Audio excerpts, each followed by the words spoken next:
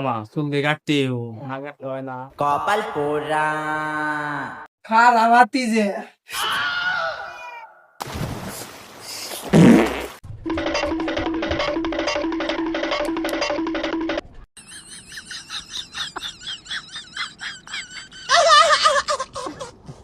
আন্তর্জাতিক hair cutting man